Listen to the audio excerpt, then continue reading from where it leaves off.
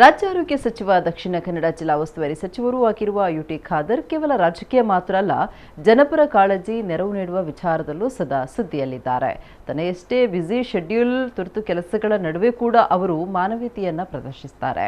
ಇತ್ತೀಚೆಗೆ ಅವರು ತುರ್ತು ಕೆಲಸಕ್ಕೆ ತೆರಳುತ್ತಾ ಇದ್ದ ವೇಳೆ ದಾರಿಯಲ್ಲಿ ಕಾರು ಹಾಳಾಗಿ ಸಮಸ್ಯೆಯಲ್ಲಿ ಸಿಲುಕಿಕೊಂಡಿದ್ದ ಕಾರು ಚಾಲಕರೊಬ್ಬರಿಗೆ ನೆರವಾಗಿದ್ದಾರೆ. ಖಾದರ್ ನೆರವು ನೀಡುವ ಈ ವಿಡಿಯೋ ಈಗ ವೈರಲ್ ಆಗಿದೆ. ಅಲ್ಲದೆ ಖಾದರ್ ನಡೆಗೆ ಸಾರ್ವಜನಿಕರು ಮೆಚ್ಚುಗೆ ವ್ಯಕ್ತಪಡಿಸಿದ್ದಾರೆ.